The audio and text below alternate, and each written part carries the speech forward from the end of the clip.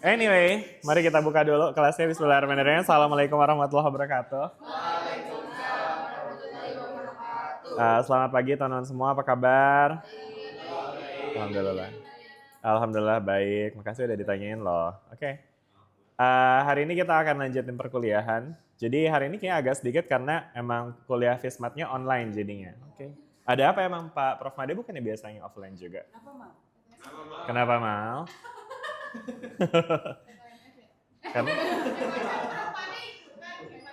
Oh, tapi bukan libur, bukan gak ada kelas. Oh, emang online aja ya. Oke, ya. Terus hari ini kita akan seperti biasa kita akan mulai dengan ngebahas PR.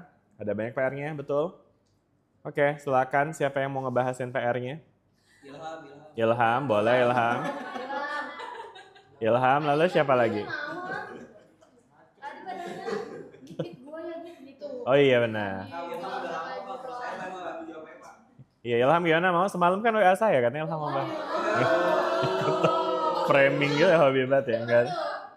Bentar, kalau Ilham nomor berapa sih Ilham? Ini udah pernah dia, ini yang belum-belum aja kali ya. Siapa ya? Di sini sih ada Gracie. Ya.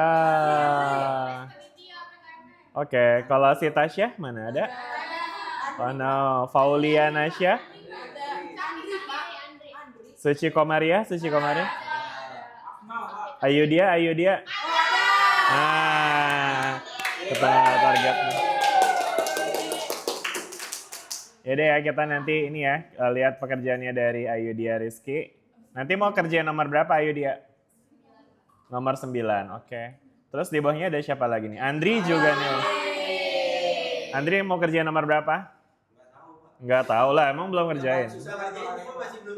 Nggak apa-apa, nanti kita diskusi aja. Mau nomor berapa? 14? Boleh, 14 ya Andri berarti ya? Cuma ngerjain tapi nggak mau yang itu. Ya udah maunya yang mana? Ya udah dilihat dulu. Kalau Keisha mana Keisha? Siapa lagi nih? Alvin? Izin telat. Oh ya udah nanti kita tandain juga. Iki ada Iki. Aulia Revana. Tony. Dari dulu juga nggak ada dia mah ya. Oke deh, ya udah nih 4 orang ini ya. Ya udah, kira-kira Andri soalnya sebelum 9 apa setelah 9? Soalnya yang jauh cuma 9 sama 14. 9 sama 14 ya udah berarti 14 lah. Iya, mau 14. Manut aja. Oke, atau mungkin Ayu dia mau ganti soalnya. Udah. Dengan yakin nggak ganti. Oke, ya udah. Kalau gitu sekarang kita akan lihat ya soal yang pertama, soal nomor 9 yang bakal dibahasin sama Ayu dia. Atau mungkin ada yang mau volunteer juga selain 2 orang ini? Tadi kan baru listing dari yang belum pernah ini ya. Akmal habis dapat TV, serius? Kok bisa? Serius? 40 inch? Ya tetap aja dapat TV lumayan ya, bisa buat main PS ya. Katanya Sabtu dapat motor ya, Pak. Kok bisa? Karena yang kemarin Expo itu ya? Ya nggak sih, acaranya apa sih kemarin tuh? Kemarin ya Expo Hapus, Pak. Oh, dapat TV itu ya? Iya. Udah dapat tapi langsung udah diambil hadiahnya. Udah diangkut tuh. Udah di Shopee udah ada linknya ya. Minta link oranye atau link hijau. Oke, bentar kita lihat untuk penugasannya. Jadi yang kita ini meeting 14.1 ya. Anyway, kalau kita lihat dari yang paling pernah ngumpulin siapa nih? Ada nggak sih yang paling pernah ngumpulin? Tanggal 18. 18 mah berarti masih Rabu ya. Nggak ada yang ngumpul. Hari Kamisnya ya. Ada Gita sama Hilda ya. Boleh kita kasih plus dulu nih buat Gita sama Hilda. Sama Ayu dia juga kelihatannya udah prepare banget nih ya. Ngumpulinnya dari awal banget ya. Weh, mari kita lihat sesempurna apa pekerjaannya. Weh, oh gitu.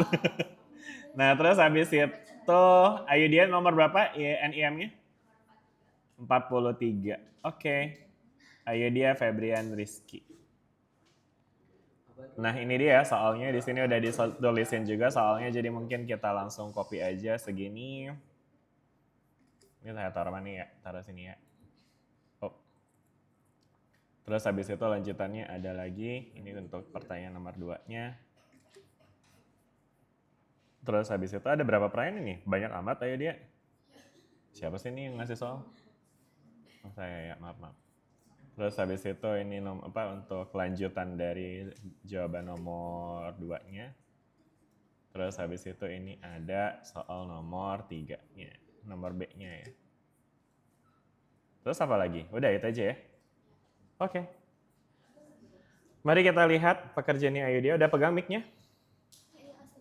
Astagfirullahaladzim. Tidak apa? Salah saya. Oh, ditelan. Oke, silakan Ayu dia. Boleh dijelasin dulu nih, ada soal apa di sini? Di soal diketahui cahaya dengan panjang Tolong dengerin dong. Hah? cahaya dengan panjang gelombang lambda mengalami difraksi ketika melewati sebuah celah persegi panjang tunggal yang memiliki lebar bukaan B.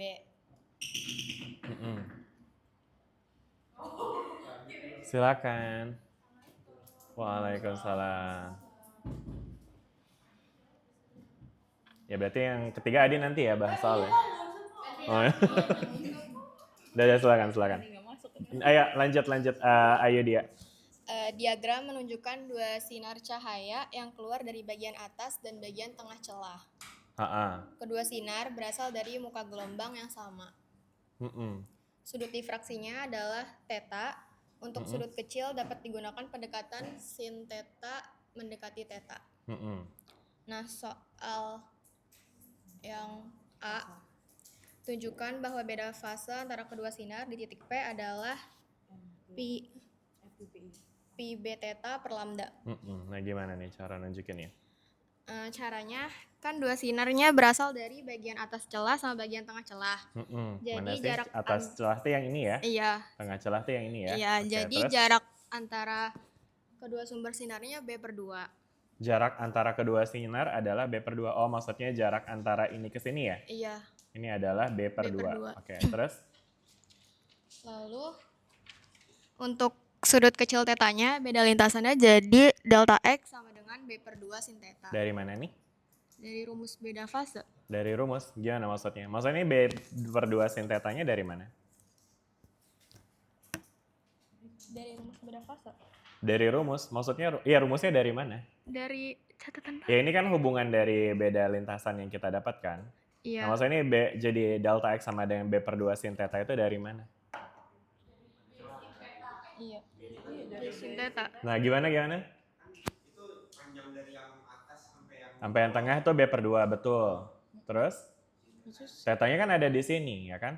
Iya. Nah, terus gimana tuh jadi B/2 sin theta sama dengan delta X? Enggak.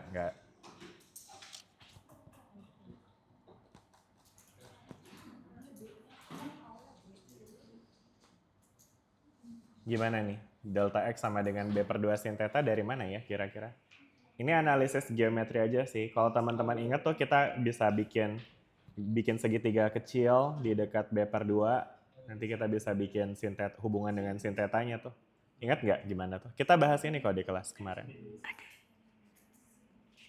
Sindemi. Pakai Pitagoras ya, Pak?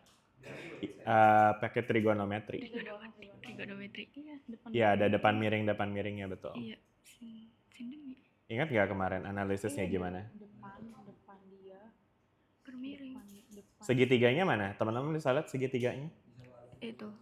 Sebenarnya segitiganya belum muncul di sini. Kita harus bikin si delta X-nya dulu. Sebenarnya teman-teman harus defining dulu. Delta X itu apa sih? Beda fase. Perubahan panjang, no. Bukan perubahan. Delta di sini menunjukkan perbedaan. Perbedaan apa? Beda panjang lintasan, ya kan? Panjang lintasan antara siapa dengan siapa? Antara dua sumber ini ya kan ceritanya ini dua titik ini menggambarkan dua sumber ya. Sumber titik di ujung celah sama sumber titik di tengah celah. Nah ada beda panjang lintasan tuh ya kan di antara keduanya. Gimana gambarnya? Gambarin beda dari panjang lintasan. Kebayang nggak teman-teman gimana cara gambarin beda panjang lintasannya? Ayo dia gimana? Sebentar, Pak. Oke, take your time.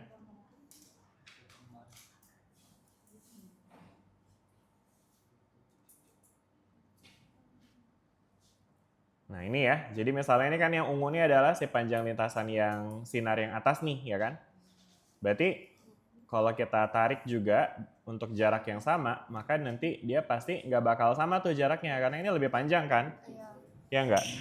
Jadi dalam kasus ini, kita bisa tarik garis begini nih, ayo dia, ingat nggak? Iya. Sehingga nanti kita bakal punya segitiga kecil di sini, ya kan? Ingat nggak nih, ayo dia, seperti ini nggak? Iya, Pak. Ya kan? Jadi apa namanya garis ini tuh karena dia kecil nanti dia tuh kita bisa pakai pendekatan ini sudut tegak lurusnya tuh di sini gitu ya kan. Sehingga sekarang kita punya segitiga. Mana segitiganya? Segitiganya yang ini nih. Set, set. Nah gini ya. Di mana delta X-nya adalah yang mana delta X-nya? Yang mana delta X-nya? Yang bawah yang mana tuh? Yang mana delta X-nya? Yang warna oranye ini ya. Betul ya. Jadi yang warna biru ini adalah B/2 ya kan? Yang warna oranye ini adalah si delta X-nya. Beda lintasannya ya kan? Bayang ya? Soalnya kan lintasan yang sinar atas itu yang ungu ya. Lintasan yang sinar tengah itu yang oranye plus ungu. Ya udah berarti kan kalau ungunya sama panjang berarti beda lintasannya adalah yang oranye ini. Jelas sampai sini teman-teman? Ayo dia jelas? Jelas, Pak. Oke, lanjut ayo dia. Terus habis itu gimana dapat hubungan ini kira-kira? Delta X sama dengan B/2 sin theta dari mana nih? Dari Tetanya ya gimana? Kita mungkin perlu placing tetanya dulu ya. Kalau kita gambarin teta di sini berarti bakal di mana nih tetanya? Di mananya tetanya?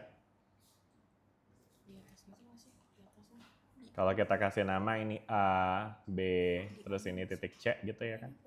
Nah di mana tuh segi apa si tetanya?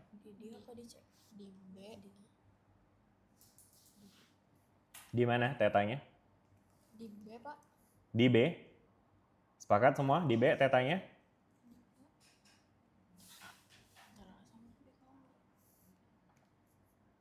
Ini kan tadi si B/2-nya ya, gitu ya.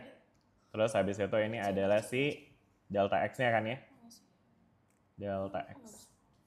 Nah terus habis itu ini adalah si AC-nya ya kan? Siku-sikunya di mana sih ini? Di C, betul ya? Nah terus habis itu tetanya di mana tetanya? Di B? Di A? Seperti ini tetanya? Seperti itu? Sepakat semuanya tetanya di sini? Yang sepakat dengan tetanya di sini angkat tangan. Ya ada iklan, bentar guys. Oh ini mah hotspot, bentar disuruh join dulu.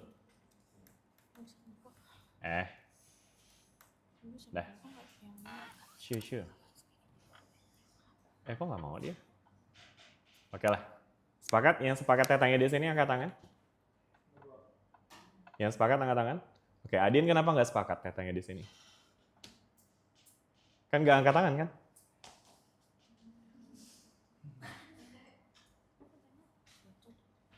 Gimana? Nggak tahu? Oke. Sebelahnya siapa? Rifki ya? Alfian. Alfian sih? Alvin gimana? Sepakat nggak tetanya di sini?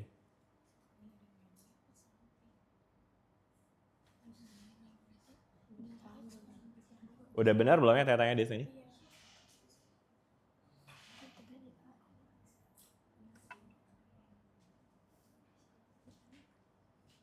Benar atau nggak kira-kira tetanya di sini? Nggak tahu? Oke. Alvin kerjaan PR? Nomor berapa? Nah 9 juga, ini kebetulan sama nih. Soal ini ke soal nomor 9 juga. Berarti harusnya udah kerjaan soal ini dong ya. Berarti tetanya gimana? Kira-kira di sini atau bukan ya? Di situ Ilham. Kenapa di sini Ilham? Rumus depan miring, oke. Ya sebenarnya kayak Ilham nanti inferring dari sininya ya. Enggak, justru hubungan ini kita dapetin dengan penempatan si tetanya gitu ya. Nah jadi kita harus tahu dulu nih apakah betul tetanya di sini atau enggak gitu ya. Nah ini kita udah diskusi sebenarnya pas kelas teori kemarin teman-teman. Jadi gini, kan ini tetanya seperti ini teman-teman ya. Ini tetanya sudut kecil kan ya, oke. Nah terus habis itu teman-teman bisa lihat kalau misalnya ini kita perpanjang lagi nih, ini adalah garis ungunya ya kan. Terus ini adalah garis yang menghubungkan ke terang pusat ya kan. Nah, theta itu sebenarnya adalah ada di sini awalnya ya kan. Jelas ya? Ini tetanya di sini karena teta ini merupakan sudut yang dibentuk antara garis ke terang pusat dengan garis ke minimum pertama nih, ya kan? Nah, terus habis itu kalau teman-teman lihat di sini, ini tuh ada hubungan yang mendekati kondisi saling tegak lurus di sini, teman-teman ya. Dimana yang ungu sama hitam ini kan tegak lurus ya. Terus yang putus-putus sama yang biru ini tegak lurus juga. Sehingga kalau ungu sama putus-putus ini membentuk teta, maka hitam sama biru ini juga akan membentuk teta juga. Karena dua-duanya saling tegak lurus gitu. Jelas ya teman-teman ya. Ibaratnya kalau teman-teman rotasiin nih 90 derajat ya kan. Jadi yang putus-putusnya bakal align dengan ini, yang ungunya bakal align dengan si yang hitam tuh ya kan. Nah, jadi nanti dia bakal match di tetanya di sini tuh gitu teman-teman. Jelas ya? Ya jadi itulah kenapa tetanya ada di sebelah sini. Begitu, jelas sampai sini? Ada pertanyaan nggak nih? Ya, jadi maksudnya kalau misalkan soal seperti ini keluar di UAS, teman-teman harapannya bisa menggambarkan ini dulu ya untuk menunjukkan bahwa antara delta X dan B/2 itu memiliki hubungan trigonometri dengan teta yang ada di sini, ya kan? Gimana hubungan trigonometrinya? Tetanya ada di sini, delta X di sini, B/2 di sini, ya kan? Berarti delta X itu sisi apa ya? Sisi Depan dong. Samping mah yang hitam nih ya. Kalau yang B/2 ini apa? Miring. Berarti depan per miring dihubungkan oleh sin, ya kan? Sehingga kalau kita tuliskan hubungannya secara matematis sin theta sama dengan depan per miring. Depannya adalah, miringnya adalah B/2. Sehingga begini. Jadi itu teman-teman ya, apa didapetin untuk yang baris pertama ini. Jadi tadi ada logika yang lompat ya di sini. Kita nggak bisa langsung mulai dari sini. Kita harus mulai dari analisis gambarnya dulu, geometrinya seperti apa, baru masukin trigonometrinya, baru bisa dapetin ini ya. Oke, sekarang terjawab baris pertamanya. Lanjut ayo dia. Agak panjang ya per barisnya. Enggak apa-apa ayo dia. Ini bagian dari proses belajar ya. Oke, lanjut ayo dia. Gimana lagi tuh? Lalu menggunakan sudut kecil, jadi sin tetanya diganti sama teta. Betul, oke. Ini karena di awal juga udah dibilang ya, sin teta mendekati teta ya. Jadi kita bisa pakai ini. Terus habis itu? Selanjutnya itu ada hubungan beda lintasan sama beda fase. Wow, apa ini? Gimana nih maksudnya hubungan beda lintasan sama beda fase? Itu rumus beda fase. Dari mana ini?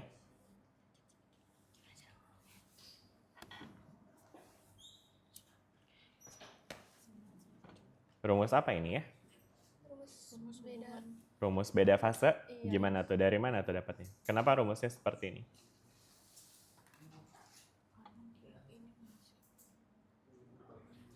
Perubahannya bisa 24 per lambda, tiap 2 pi per lambda itu kemarin.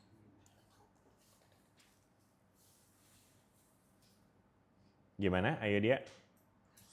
Atau yang lain juga boleh ya, kalau mau bantu nanti saya kasih poin seperti biasa. Dari mana?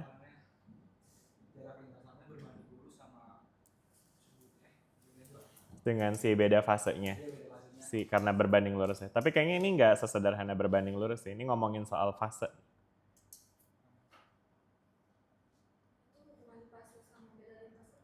Nah, gimana tuh maksudnya? Bentar. K sama dengan 2pi per lambda. Terus habis itu? Terus?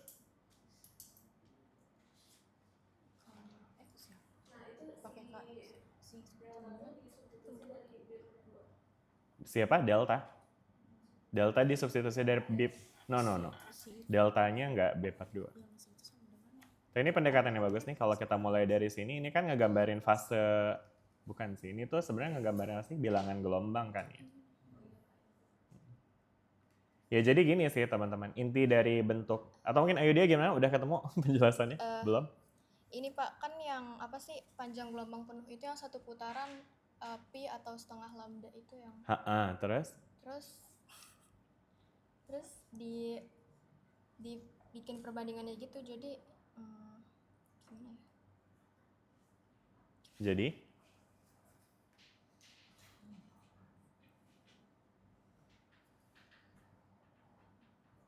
Jadi apa? Prof. Yang lain juga boleh.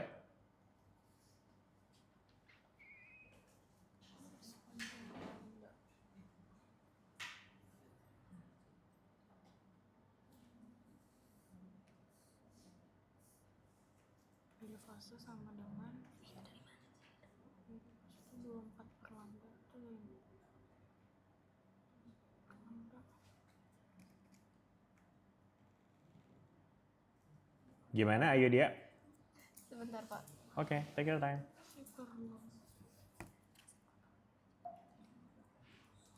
Jelaskan minus 2pi per lambda gitu.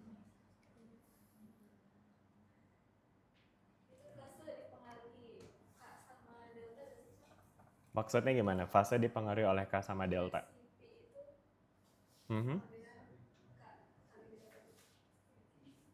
P, V sama dengan apa sih? Kamu mau C? K kali delta X. Oke, dari mana nih? Kenapa seperti ini?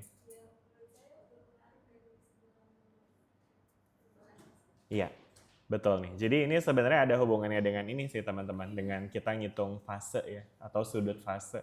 Kalau teman-teman ingat, kalau misalkan kita punya persamaan gelombang yang dinyatakan dengan A sin Kx misalnya.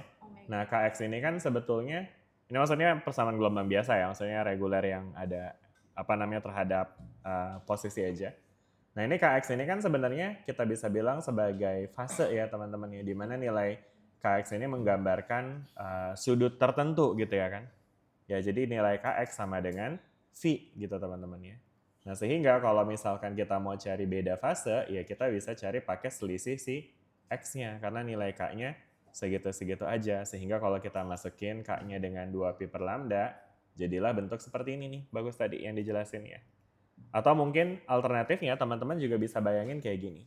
Si sudut fase itu tuh intinya menggambarkan selisih fase dari kedua gelombang yang tiba di titik P ini teman-teman. Oke? Jadi teman-teman bisa bayangin misalnya ini titik A nih ya kan. Nah terus habis itu ini titik P. Misalnya titik P-nya kita bikin kayak gini lah. Bentar ya. Atau kayaknya saya akan lebih bagus kalau kita gambar pakai cosine wave aja ya. Wait. Gini lah ya. Misalnya gini deh, ini adalah titik A, ini titik P ya kan. Nih, jadi intinya ini teman-teman bisa bayangin sebagai banyaknya gelombang yang ada di antara A sampai P, ya kan. Nah, terus habis itu yang kita mau tinjau berikutnya adalah bagaimana penjalaran, perbedaan fase antara ketika gelombang di B nyampe di titik P ini kan ya. Gitu ya kan. Nah, jadi maksudnya kalau teman-teman bayangin di sini dia punya panjang lintasan yang sama segini ya kan.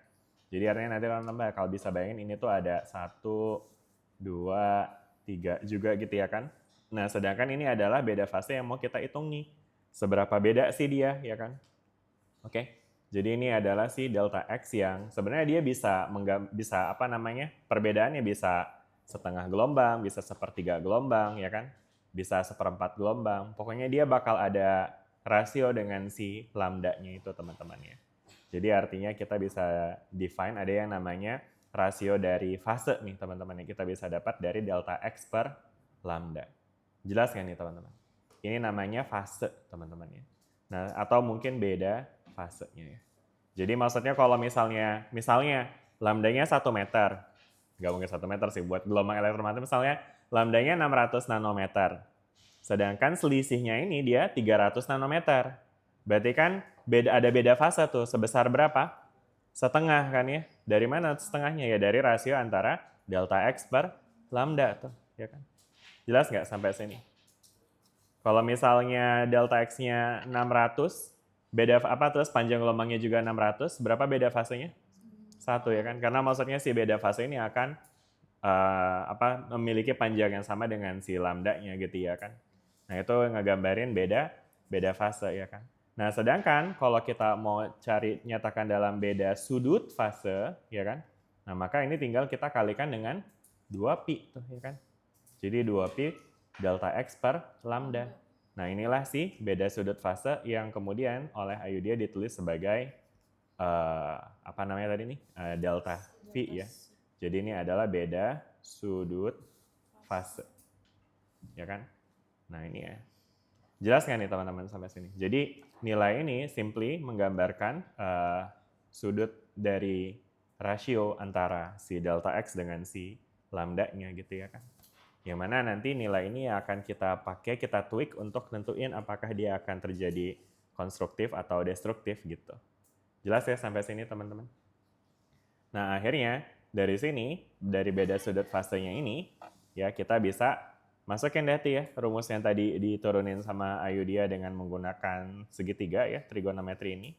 Kita ganti delta X-nya dengan B theta per 2. 2-nya dicoret, akhirnya dapat ini.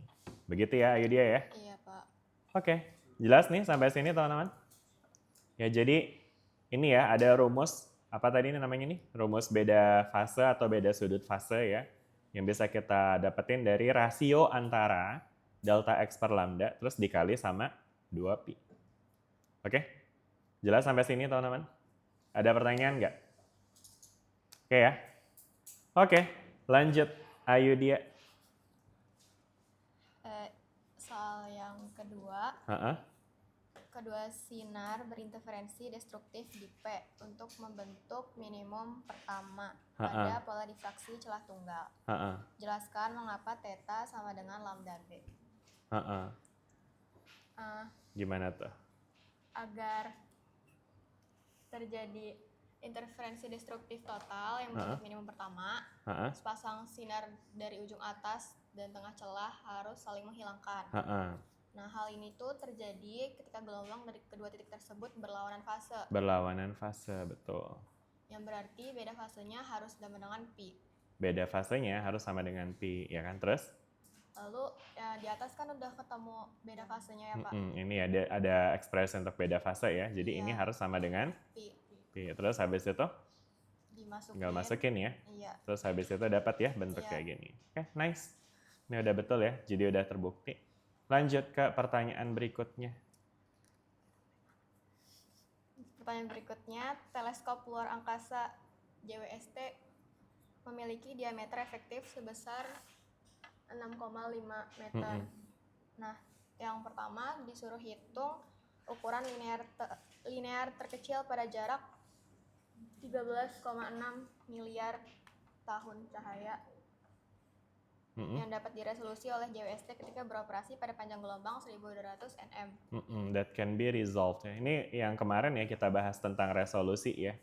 Iya. Oke, nah terus gimana nih analisisnya? Ya, diketahui kan D-nya 6,5 meter. Terus L-nya 1,3 dikali 10 pangkat 26 meter. Lalu lambdanya 1200 nanometer diubah ke meter jadi 1,2 dikali 10 pangkat 6. Terus tinggal dimasukin ke rumus delta itu. Theta ya? Theta minim. Apa sih ini? Rumus apa sih ini? Theta min itu rumus apa sih? Rumus sudut apa? Rayleigh kriterian. Kriteria Rayleigh ya. Apa sih artinya kriteria Rayleigh tuh? Terus kenapa disebutnya theta minimum? Apa makna dari minimum di sini?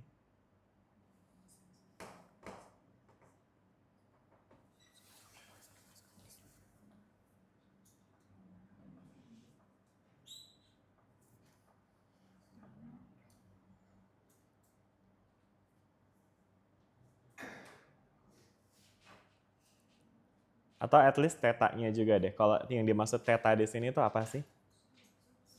Sudut apa itu? Sudut minimum dari apa? Sudut resolusi. Sudut resolusi maksudnya apa tuh sudut resolusi?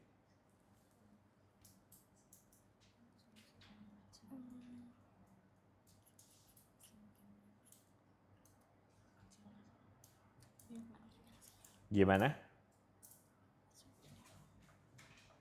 Oke. Gimana ayo dia?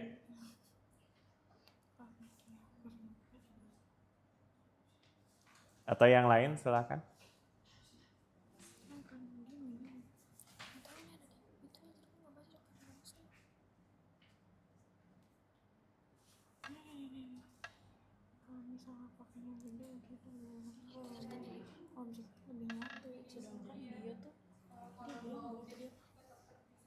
Benar banget Hasnat ya. Jadi theta minimum ini ngegambarin sudut minimum yang bisa kita lihat supaya objek itu kelihatan kepisah gitu ya. Just resolve itu artinya bisa dipisahin. Kemarin kita udah ngomongin soal analogi lampu mobil kan ya. Iya. Kalau kita lihat lampu mobil ya kan, pada jarak tertentu ada suatu kondisi yang dia itu bisa kelihatan kepisah sama nggak kepisah ya kan ya. Relatively dia akan kelihatan nggak kepisah kalau dia jauh ya. Sedangkan semakin dekat dia bakal makin kepisah ya kan. Kenapa dia makin kepisah? Karena tetanya udah relatively lebih besar gitu ya kan. Nah jadi yang dimaksud dengan theta di sini juga ini sebenarnya berkaitan dengan sudut separasi antara objek yang kita lihat teman-teman. Kebayang nggak tuh sudut separasi maksudnya apa? Maksudnya gini teman-teman, bayangin teman-teman lagi duduk di ruang kelas ini, terus teman-teman lagi ngelihat layar di depan teman-teman, terus habis itu teman-teman juga ngelihat tembok di sebelah kiri atau sebelah kanan ya kan. Kalau teman-teman lihat layar di depan ya kan, sama tembok di sebelah kanan ya kan, kanan apa kiri nih? Kanan ya. Nah ini kan tentu teman-teman bisa misahin dong antara tembok sama layar ya, karena emang dua objek yang beda dan kemudian mereka tuh kepisah ya kan. Nah ada sudut pisah nih teman-teman. Nah sudut pisah ini yang disebut dengan theta separation ya kan. Berapa sudut pisahnya segini? 90 derajat ya. Jadi kalau antara tembok kanan teman-teman dengan layar itu sudut pisahnya adalah 90 derajat. Nah, tapi kalau misalkan teman-teman bayangin teman-teman dirinya di sini ya kan. Di sini kebayang ya. Terus ngelihat sisi kiri tembok, sisi layar dan juga sisi sebelah kanan tembok, maka teman-teman bakal lihat theta separation yang bakal makin kecil gitu ya kan. Nah, jadi mungkin teman-teman juga bisa bayangin kayak misalnya teman-teman lagi di pesawat gitu ya kan, terus ngelihat ruang kelas ini, ya mungkin itu bakal nggak kelihatan nih mana temboknya, mana layarnya ya kan, karena sudutnya semakin kecil gitu teman-teman. Jelas ya? Jadi nilai sudut ini yang nantinya akan kita bandingkan dengan si Rayleigh criterion ya, atau kriteria Rayleigh. Di mana kriteria Rayleigh ini dia itu intinya adalah ngomongin soal sudut paling kecil yang masih bisa bikin benda kepisah, kelihatan kepisah gitu teman-teman. Jelas sampai sini? Ya? Oke ya. Nah ini juga yang itu kan tadi pakai konteks mata kita ya. Jadi maksudnya kalau misalnya dalam konteks mata itu nanti rumusnya kan 1,22 lambda per B ya, di mana lambda adalah panjang gelombang, sedangkan B-nya itu adalah lebar celahnya ya kan. Jadi dalam konteks visual, si lebar celahnya akan jadi lebar dari lubang pupil kita tuh ya kan. Jelas ya teman-teman nih. Gitu, makanya kalau misalkan kita mau coba untuk ngelihat benda yang agak buram, kita cenderung untuk misalnya kayak gini ya. Sebenarnya selain kita mempertebal lensa, mungkin di situ juga ada effort untuk ngecilin pupilnya gitu ya. Karena dengan pupil yang lebih kecil, nanti theta minimumnya jadi lebih besar gitu. Jadi bisa lebih banyak yang bisa di cover gitu. Kebayang nggak sih teman-teman? Ya. Karena kalau sudut yang mau kita lihat udah lebih kecil dari si theta minimum, dia jadi nggak resolve tuh. Jelas teman-teman sampai sini? Jadi si Rayleigh criterion ini ngomongin soal kriteria sudut terkecil yang bisa kita lihat teman-teman. Oke, bisa kita pisahin, maksudnya bukan bisa kita lihat, bisa kita resolve, kita bisa misahin kedua benda yang terpisah pada sudut yang minimal segini gitu ya. Kalau sudut pisahnya lebih kecil dari segini, nggak bisa dipisahin. Kalau lebih besar dari ini, dia bisa dipisahin. Jadi untuk nentuin apakah suatu benda bisa kelihatan kepisah atau enggak, betul kita perlu cari si Rayleigh criterion-nya dulu nih, kriteria Rayleigh-nya ya kan. Dan pada sistem optik yang tadi kan kita ngomongin pada mata ya. Nah sedangkan ini juga dipakai untuk di astrophysics nih teman-teman. Ketika kita ngelihat benda, kita kan ngelihat benda, apalah itu namanya, bintang gitu ya kan. Kita kan pakai teleskop ya. Teman-teman tahu James Webb Space Telescope? Pernah dengar? Apa itu? Itu teleskop yang ada di space nih, dia tuh di luar angkasa teleskopnya. Biar nggak kena abrasi dari atmosfer segala macam ya. Jadi dia taruh di luar angkasa, terus ya udah dia neropong bintang tuh ya kan. Nah kan bintang tentu jaraknya jauh banget ya teman-teman ya. Berarti ketika dia jaraknya jauh banget ya tentu teman-teman bisa bayangin sudut separasinya pasti bakal jadi kecil banget tuh ya kan. Nah diskusinya di sini adalah dia pengen lihat nih untuk bintang sejauh ini ya kan. Nah itu kira-kira dia bisa nggak sih kelihatan ya. Sebenarnya di sini pertanyaannya adalah smallest linear size ya. At distance of 13,6 ya. Jadi maksudnya kalau misalnya kita mau lihat linear size itu maksudnya tuh ini teman. Misalnya kita mau ngeliat bintang ya. Bintang itu kan baru bisa kelihatan sebagai bintang kalau kita at least bisa lihat kayak sisi kiri sama sisi kanannya nih teman-teman. Kebayang nggak? Jadi apa namanya? Mungkin ini saya hapus dulu. Atau mungkin mau ngelihat planet lah gitu ya. Misalnya mau ngelihat planet nih, supaya planetnya ini bisa kelihatan.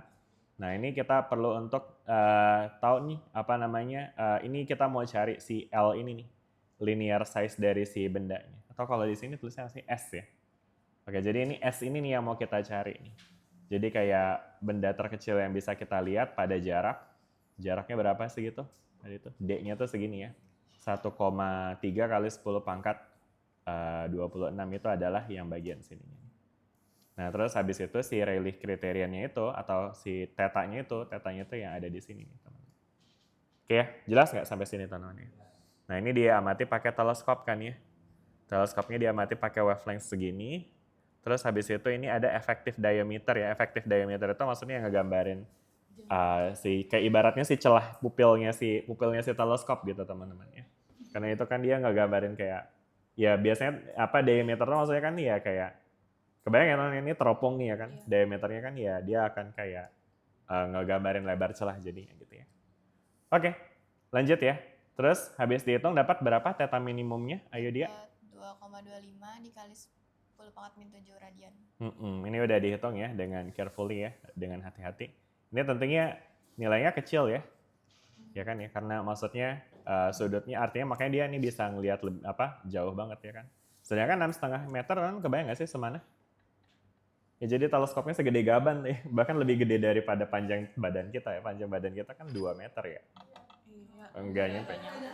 Oh ya satu something lah ya, 1,5 enggak. Enggak usah sedih gitu lah gitu. Ya gitu ya, berarti 4 kalinya kita lah ya, 1,5 kali 4 kan. Jadi kan katanya 1,5 lah asumsikan ya. Jadi 1,5 kali 4, nah itu segitu diameternya tuh ya. Jadi kayak gede banget gitu ya kan. Udah ya teman-teman jelas ya, ini sudut pisahnya jadi yang bisa kita resolve ya. Nah sekarang dari sini kita bisa kaitkan tuh jadinya dengan hubungan trigonometri kan ya. Bentar, atau mungkin saya tanya ke ini dulu kali ya, ayo dia. Ini terus pakai ini ya, S sama dengan theta kali L dari mana nih? Dari tan theta. Dari tan theta, betul ya. Bisa ya kita dekati pakai tan ya. Iya. Jadi kalau misalkan ini dia emang sudutnya udah kecil banget, kita bisa dekati hubungan di mana tan theta itu sama dengan depan per samping kan ya. Depannya itu si S, sampingnya itu adalah D. Nah sedangkan karena ini again pendekatan sudut kecil ya, kita akhirnya bisa dekati ini sebagai theta begitu ya. Wait. Ini mau pakai apa sih nih? Oh, L ya. Ini L itu yang bentar yang ayo dia tulis sebagai D, ini D itu adalah diameternya si teleskopnya ya. Berarti L nih namanya ya. Jadi ini L di sini. Nah, terus habis itu berarti TS sama dengan L kali theta gitu ya. Iya. Oke, akhirnya dihitung dapat segini ya. Iya. 2,9 kali 10 pangkat 19 meter ya. Ya ini seukuran apa ya? Mungkin seukuran planet atau seukuran bintang gitu ya. Itu mungkin masih bisa kelihatan ya. Pada jarak yang sangat jauh nih. 13,6 juta tahun cahaya. Billion itu berapa sih? Miliar ya? Kalau juta itu apa? Million nih. Iya. Oke, nice. Udah ya, gitu ya. Cukup ya. Selanjutnya ada apa lagi nih? Yang terakhir ayo dia. Semangat ayo dia. Panjang sekali. Ntar dapat 3 ayo dia. Aman aja. Soal terakhir. Yang terakhir. JWST juga dapat beroperasi pada panjang gelombang yang lebih besar dari 1.200 nanometer. Berikan pendapat apakah resolusi teleskop tersebut improve pada panjang gelombang yang lebih besar. Nah, kira-kira gimana tuh? Itu kan ada rumus theta min sama dengan 1,22 lambda per D. Oke. Ayo dia bisa jelasin ulang nggak theta min ini tuh artinya apa sih tadi? Tadi itu kriteria itu. Kriteria Rayleigh itu ngegambarin apa sih? Sudut pisah yang bisa di-resolve sama si bendanya ya. Sudut minimumnya ya. Oke. Terus habis itu? Terus dari rumus itu kelihatan kalau sebanding ya. Iya. Terus? Jadi kalau panjang gelombangnya bertambah besar. Lebih besar, Iya. Maka tetanya tetanya juga akan semakin besar. Efeknya apa kalau tetanya lebih besar? Kalau tetanya lebih besar jadi kurang tajam. Kurang tajam? Iya. Kenapa jadi kurang tajam? Kan lebih kecil. Makin Iya, makin gak kepisah. Suggest whether the resolution. Oh, berarti teta minimumnya ya. Oh, teta terkecilnya membesar ya. Iya. Bentar, saya tuh tadi bilangnya apa sih? Iya benar ya, kalau dia misalnya sudutnya lebih kecil dari sudut minimum, berarti dia kemampuan resolvingnya menurun ya. Jadi maksudnya kalau ketika teta minimum membesar, berarti kayak dia butuh sudut yang lebih besar lagi supaya dia bisa di-resolve ya. Makanya kemampuannya jadi menurun. Oke. Ya, betul ya. Oke, nice. Boleh kita kasih plus buat Ayu dia.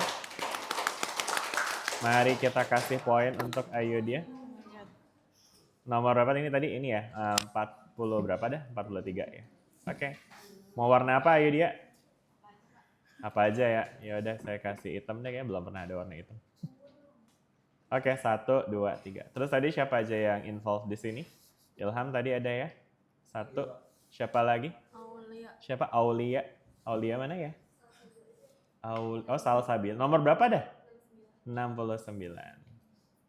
Oke, ini ya Aulia Salsabila. Siapa lagi? Ada lagi? Hasna. Oke, nomor berapa Hasna? Hah? 13. Oke. Ada lagi yang belum saya kasih poin di sini? Udah? Cukup berarti? Udah ya, itu untuk nomor 9 ya. Oke, baik, kita akan lanjut ke yang berikutnya. Di sini kita punya siapa lagi nih? Ada Andri Jilian Trisnanto. Oke. Kita lihat pekerjaannya Andri. Oh no. Wifi-nya hilang. Kayaknya saya harus pakai hotspot aja deh. Oh, atau emang harus login dulu tadi. Sabar ya, teman-teman.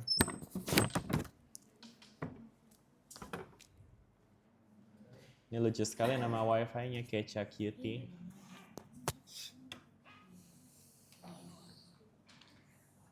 Andri nomor absen berapa? 55. 55.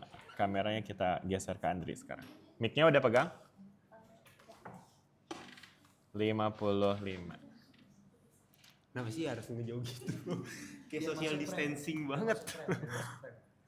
Oke, kita coba untuk copy dulu workingnya Cuma atasnya Andri. doang Pak soalnya Pak. Maksudnya atasnya doang? Sisanya nggak dikasih soal. Oh begitu. Iya, jawabannya langsung. Kenapa begitu? Ngeklipnya susah. Susah ngekliknya. Oke. Bentar ya. Ini soalnya emang ada apa lagi sih? Oh ini soal A doang baru ya? ABC-nya itu aneh kagak. Curang nih. Gimana ya caranya? Berarti kita harus buka soalnya dulu dong ya. Di mana ya soalnya ya? 1, 2, 4 gelombang. Soal problem set. Ini ya soalnya ya? Soal nomor 14. Oh terakhir ya. Banget kan mah. Kejauhan mah. Ada Malik Ibrahim jauh mah.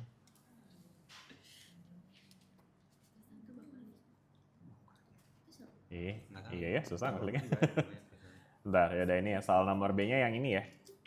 Ini soal B-nya. Terus habis itu jawaban B-nya. Mana jawaban B-nya?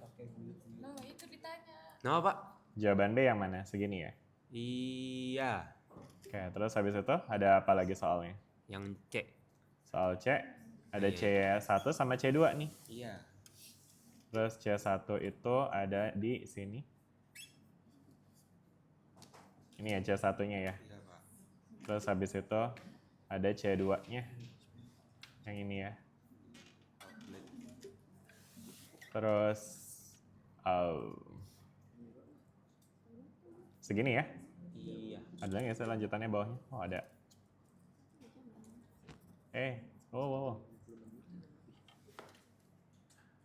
Oke. Mari kita lihat pekerjaannya Andri. Ya, silakan. Langsung bacain dulu soalnya Pak. Apa? Boleh, Langsung apa? ya, boleh dibaca. Langsung jawabannya Pak. Lah, gimana cara pahamnya yang ditanya belum dibahas? Apa yang ditanya di sini? Setupnya gimana?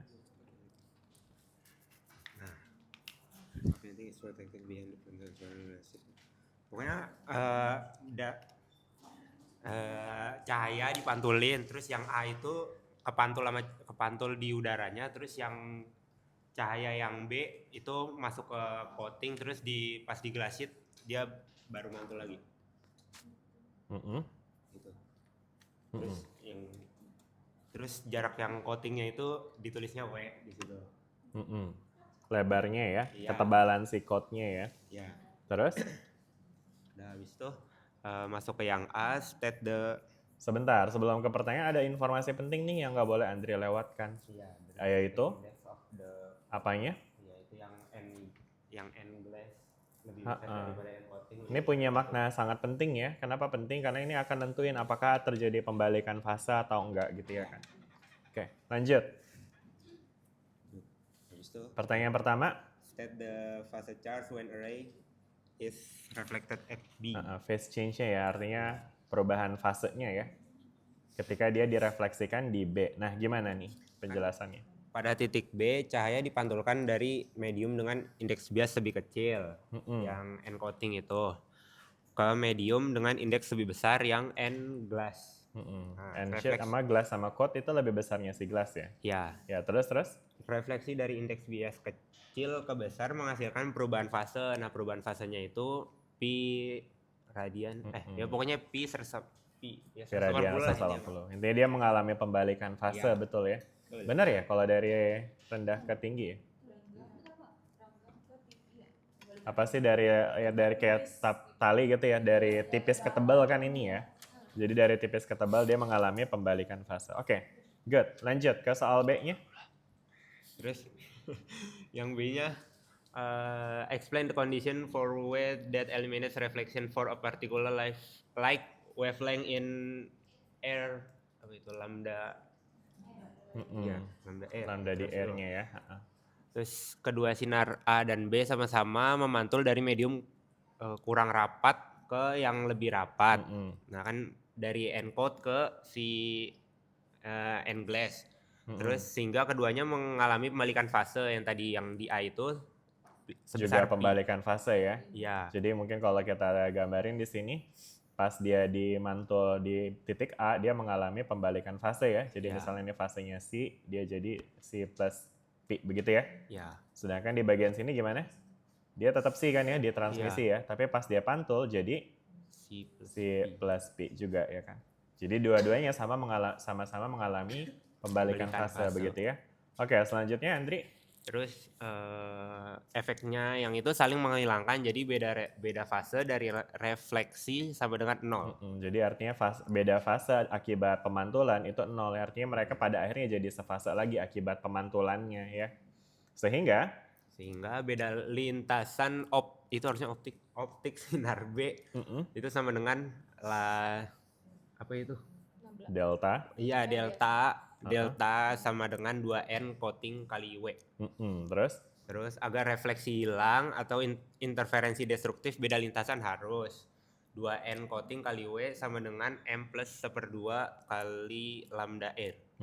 Dari mana nih?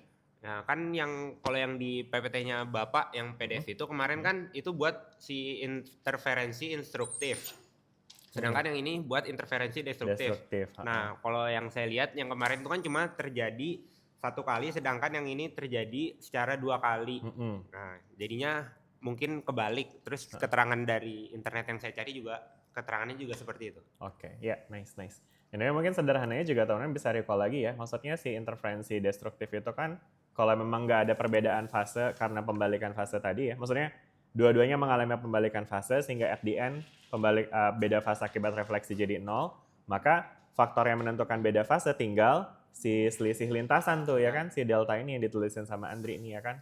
Dan dia akan merasakan destruktif kalau dia selisihnya merupakan kelipatan dari bilangan half integer ya. Jadi M plus setengah itu M-nya ini adalah apa Andri M-nya? Sabar Pak. Bilangan bulat, ya, betul ya. Angka bulat-bulat. Angka bulat ya kan bisa M-nya tuh 0, 1, 2, 3 sehingga si faktor pengali dari si lambda ini akan jadi setengah lambda, 3/2 lambda, 5/2 lambda, 7/2 lambda, dan seterusnya ya kan. Oke, sehingga nanti akhirnya kita bisa dapat segini ya kan. Nah terus habis itu yang ditanya apa lagi nih? Udah ya itu aja ya. Buat Explain the condition aja kan ya. Jadi sebenarnya sih jawaban sampai sini juga udah cukup nih untuk explain the condition. Jadi condition, thank you. Condition yang harus dipenuhi adalah ya seperti ini ya, di mana 2NW sama dengan M plus setengah lambda ya kan. Nah tapi ini di sini ada jawaban lanjutan nih. Jawaban lanjutan ini apa nih, Andri? Pokoknya itu suatu kondisinya untuk ketebalan minimum sama dengan M sama dengan 0. Nah, kenapa ketebalan minimum M sama dengan 0? Sabar, Pak. Oke. Mungkin bisa langsung refer dari rumus yang barusan Andri develop aja nih. Kan 2NW sama dengan segini, berarti W sama dengan? W sama dengan M plus setengah kali lambda per lambda R plus 2N ya kan? Nah, terus habis itu N-nya si coating kan materialnya segitu-segitu aja ya. Lambda juga ya segitu-segitu aja kan. Yang bisa kita ganti-ganti adalah angka si M-nya. Di mana M tadi again, itu adalah bilangan bulat aja kan ya. Sehingga untuk minimum, kita bisa pakai nilai paling kecil ya. Berapa yang paling kecil, Andri? 0. Sehingga akhirnya kita dapetin kayak gini ya. Ini adalah ketebalan terkecil ya kan, yang menghasilkan warna merah, destruktif ya kan ya, pola destruktif ya kan. Oke, good. Kita lanjut lagi, Andri, berikutnya. Iya.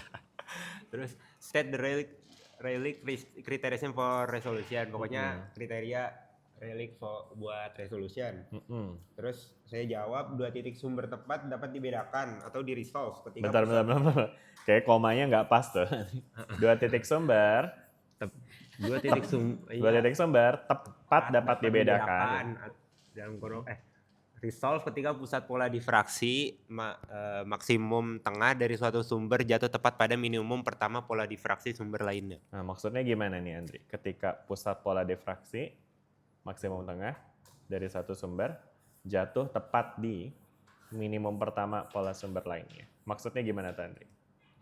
Sumber, Pak.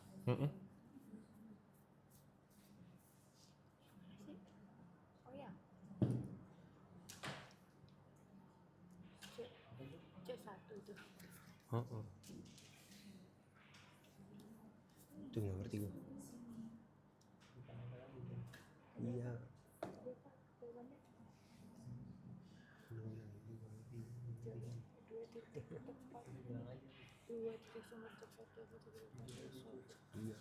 Untuk jawab ini harus pakai gambar sih sebenarnya.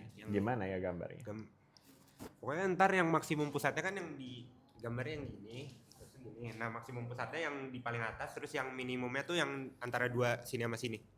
Kayak gimana tuh gambarnya? Mau visit PDF yang kemarin? Di mana tuh ada gambar kayak gitu? Di mana sih kita taruhnya?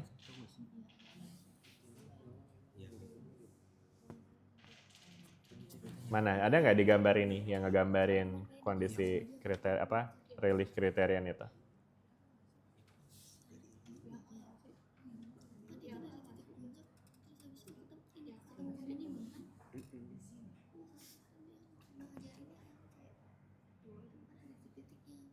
Mana gambar yang nunjukin kriteria Rayleigh yang tadi Andri jelasin?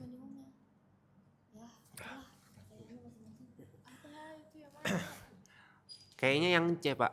Yang C, kenapa begitu? Kata Gita yang C tadi. Kata Gita yang C. Gita, Pak. Udah mau Gita aja yang jelasin, boleh. Gita mau jelasin? Ini Git.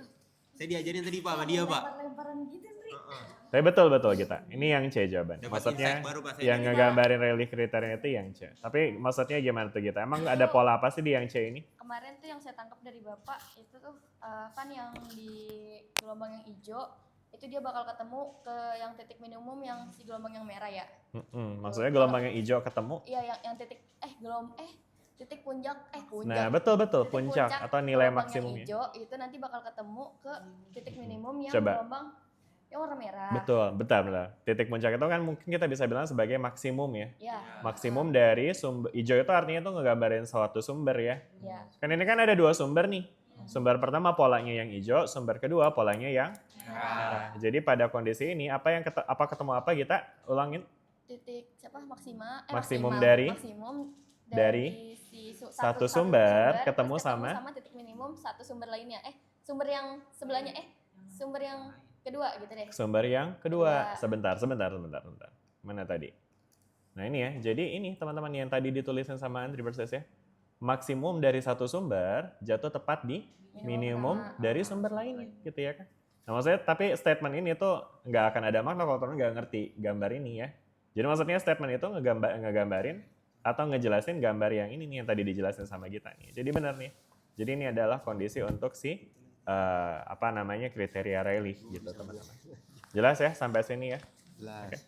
Nah sedangkan additionally teman-teman bisa ingat lagi ya kan kalau misalkan kita punya sumbernya berupa celah ya kan kita kan bisa tuh hitung sudut antara si terang pusat ke gelap pertama kan ya.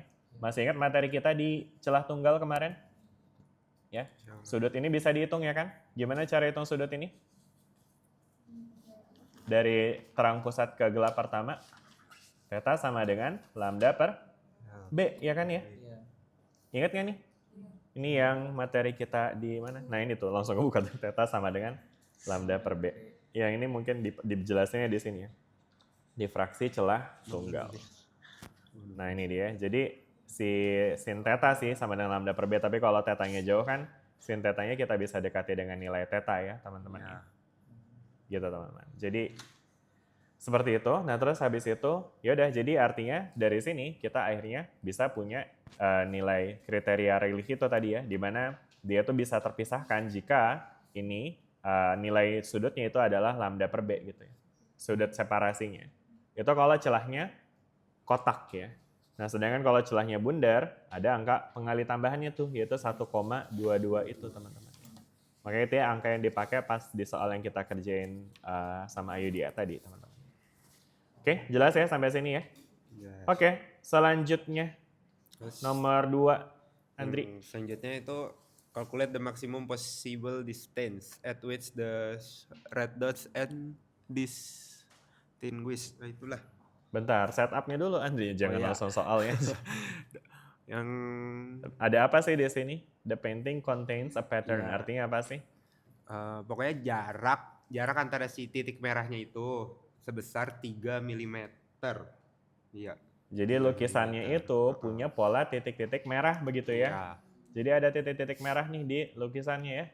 Ada titik-titik merah di lukisannya.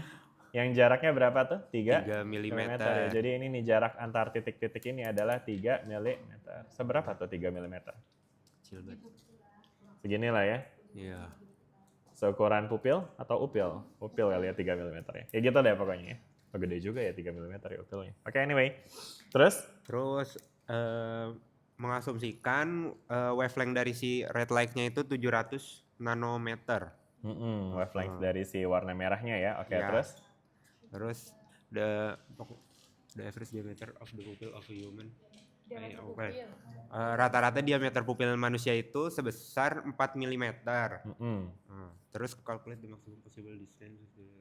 Oke, hitung.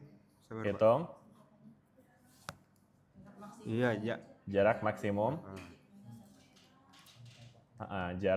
Jarak supaya kita bisa ngelihat titik merah ini, teman-teman. Kebayang nggak tuh maksud pertanyaannya? Jadi ini ada titik-titik merah nih di lukisan, ya kan? Titik-titiknya sejauh 3 mm, ya kan? Kalau kita lihat begini di lukisan ya mungkin kelihatan ya. Nah tapi pertanyaan ini nanyain, kalau kita menjauh, nah itu seberapa jauh sih jarak maksimum yang kita bisa masih ngebedain si titik-titik itu gitu. Dimana kalau jaraknya udah lebih jauh dari ini, kita jadi nggak bisa bedain tuh. Nggak resolve gitu ya kan. Jelas ya pertanyaannya teman-teman ya. Oke, nah sekarang gimana pendekatannya nih Andri? Terus dirubah dulu yang tadi ituannya satuan-satuannya dari tiap itu. Terus dari jarak antar titik merah itu S-nya 3 mm dirubah jadi 3 kali 10⁻³ meter. Oke, terus? Panjang gelombang cahaya merah lambda sama dengan 700 nanometer dirubah jadi 700 kali 10⁻⁹ meter. Minus 9. Iya, minus 9. Diameter pupil mata D itu sama dengan 4 mm dirubah jadi 4 kali 10⁻³ meter. Terus dihitung pakai sudut minimum Rayleigh. Boleh jelasin lagi apa itu sudut minimum Rayleigh? Yang tadi itu Pak yang ya, biar nggak jelasin ulang. Pokoknya sudut yang kita masih kelihatan kalau cahaya itu masih bisa nempel gitulah. Kepisah, bendanya kepisah. Kepisah. Jarak. Ini sudut apa? Sudut minimum ya. Jadi kalau sudut pisahnya lebih besar dari ini bakal kelihatan atau enggak bendanya? Sudut benda yang kita lihat lebih besar dari pada si sudut minimum ini bakal kelihatan atau enggak? Enggak. Bukannya sudut minimum tadi kalau lebih gede? Enggak, Bang. Kalau misalkan kita memperbesar sudut bendanya, maka apakah bendanya bakal makin terlihat atau enggak? Terlihat. Makin terlihat kan justru ya. Karena dia makin jauh kan area sudutnya. Iya. Makanya jadi ini disebutnya theta minimum ya. Jadi artinya ini ngegambarin sudut terkecil yang masih bisa kita pisahin ya. Masih bisa kita lihat dua benda itu kepisah ya. Kalau sudut bendanya udah lebih kecil dari ini jadinya nggak kepisah tuh. Jelas ya? Ya. Oke, lanjut. Terus habis itu dapat dari sini hitungannya. Ini dengan pendekatan ini tadi celah lingkaran berarti ya. Iya, Pak. Dengan lambdanya apa nih lambdanya? Panjang gelombang tentunya ya. Iya. Sedangkan D-nya ini apa? Diameter pupil mata. Iya, sebagai lebar celahnya itu kan ya. Iya. Oke, hitungannya dapat segini ya nanti. Terus habis itu ngapain lagi? Terus menghitung yang L-nya itu yang tadi kan Ya ini untuk mirip sudut pendekatannya kecil kayak kita yang sama tadi dengan sama siapa? Ayudia. Ayudia. Cuma bedanya kalau Ayudia tuh ngelihat apa namanya linear distance yang masih bisa kepisah ya. Kalau ini kita ngelihat jarak paling jauh ya supaya si titik merah yang terpisah Masih bisa. sejauh 3 mm ini bisa kelihatan kepisah tuh di jarak berapa gitu ya. Akhirnya dihitung dapat berapa? 14,1 meter. Ya. Artinya kalau misalnya Andri melihat si lukisan pada jarak 12 meter, maka kita masih bisa misahin atau enggak tuh? Masih. Masih. Kalau lebih jauh dari 14, misalnya 15 meter gitu? Tidak. Enggak ya? Iya. Kenapa enggak bisa kepisah? Tadi itu yang theta minimumnya itu. Betul. Ya, karena semakin jauh, maka theta yang akan kita lihat, theta yang memisahkan si kedua titik itu makin Besar. kecil, Iya, bahkan lebih kecil dari si theta minimum, sehingga jadinya enggak kelihatan. Iya. Betul begitu ya Andri ya? Betul. Oke, nice. Boleh kita kasih applause buat Andri. Udah diputar-putar dia bisa jawab. Good. Kita kasih poin dulu buat Andri. Nomor berapa Andri tadi? Mana Andri ya? Mana Andri? Kok nggak ada? Nomor berapa sih? Oh ini dia. 55 ya. Oke. Ini ya. Oke, terus tadi ada yang bantu nggak ya? Gita tadi ya? Nomor berapa Gita? 35. Oh ini ya, Gita Putri Azahra. Oke, ada lagi yang belum saya kasih poin? Kok 2? 1 aja ya. Ada lagi yang belum saya kasih poin? Sudah? Tidak ada? Oke, nice. Dah, ya itu tadi dari Ayudia sama dari Andri ya. Anyway, hari ini emang fokus saya cuma ngebahas soal sih sebenarnya. Nggak ada materi baru. Jadi, di sini ada siapa lagi nih? Ada Alvin yang kelihatannya sudah hadir di tengah-tengah kita. Selamat pagi Pak. Kayak MC aja gitu ya, bareng yang berpembicara. Alvin kelihatannya belum ada poin nih. Alvin mau coba bahasin PR-nya? Nomor berapa ya? Nggak tahu. Alvin mau ngerjain apa? Oh udah semua. Wih, respect. Ya. Oh gitu. Lah gimana? Kirain udah ngerjain semua kan ya? Jadi gimana? 9 sama 14 juga Alvin ngerjainnya? Ya udah. Atau Alvin mau langsung ngerjain on the spot untuk soal lainnya? Ya udah, yang lain. Kalau Aulia tadi mana? Nggak ada ya, belum datang ya? Siapa ya? Atau di atas tadi? Ini nggak ada orangnya semua ya tadi. Grace, Tasya juga nggak ada ya? Ya sudah. Ya udah kalau gitu mungkin kita coba untuk by request aja. Kita bakal bahas soal bareng. Nah tapi silakan teman pilih soal nomor berapa yang mau dibahas. 13 soalnya kayak apa tuh? Susah nggak ya? Ya takut. Oh yang ada ngegambar grafiknya ya? Kalian menghindari soal menggambar grafik ya nampaknya. Oke, yang ngerjain soal nomor 13 angkat tangan. Ada, Ajeng ngerjain soal 13. Ya udah sekalian Ajeng yang bahas. It's okay, nggak apa-apa. Ntar kan kita bareng-bareng ya. Ajeng nggak nulisin soalnya juga nggak? Nulisin soalnya juga nggak? Tapi nanti bantuin ya Pak. Iya tentu. Oke, ini ada soalnya. Kita mungkin coba untuk lihat pekerjaannya Ajeng untuk soal ini mah sama. Bentar. Oh, ini mah nomor 9 ya. Salah copy. 9 10 aja ngerjain semua soalnya. Enggak Pak, cuma Sabar aja enggak ya. Ya sabar aja. Saya jadi ngerasa gimana gitu. Takut. Oh iya, takut mah sama Allah aja. Oke, ya udah kita mulai dari soal yang pertama dulu ya. Di soal nomor 13, mungkin Ajeng boleh dijelasin dulu nih ada soal apa sih di sini? Jadi ada lupa saya bikin saya keluar.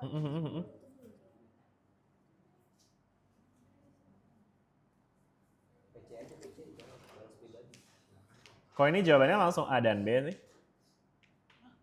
Ini maksudnya gimana? A dan B. Itu maksudnya yang diketahui Bapak. Bentar, yang pertama kan pertanyaannya ini ya. Predict whether reflected ray X undergoes a phase change. Ini jawabannya cuma yes or no doang sih. Iya. Gimana tuh? Iya, jadi yang pertama itu kan Gimana ini jawabannya yes or no aja aja? Yes or no? Ya. Ya, kenapa? Karena sinar karena ini fasenya sih saya ngejelasin Karena sinar kontrol X mengalami perubahan fase sebesar pi. kenapa perubahan fasenya sebesar pi? karena si jadi dia ada pembalikan fase. Kenapa ada pembalikan fase? Karena indeks biasnya itu Betul. Betul, karena ini dia dari udara yang N-nya approximately 1 ya kan? Ke magnesium chloride yang N-nya berapa? 1,38. Jadi dia dari tipis ke tebal nih ya kan? Sehingga pantulannya akan mengalami pembalikan ya. Jadi ini dia terjadi karena N1-nya lebih kecil daripada si N2-nya. Begitu ya. Oke, good job. Kita lanjut lagi ke soal berikutnya. Soal nomor 2-nya adalah ini. Jawabannya mana? Wih, lo. Ini gimana sih, Jang? Oh, ini ya. Ini ya. Ini ya soal B ya. Tapi kan ini B-nya ada banyak nih. B1, B2, B3 bukan ya? BI gitu. Jadi yang mana sih nih? BI yang mana BI? Itu ada Pak BI di bawah yang ditanya kan saya tulis dulu ditanyanya. Tuh. Tuh. Mana BI, Bawah BI? lagi Pak. Bawah lagi. Bawah. Nah, itu tuh jawab. Oh, ini diketahuinya. Haraso. Oke, berarti ini dia. Oh, ini ini ditranslate ke bahasa Indonesia. Boleh. Terus jawabannya yang ini.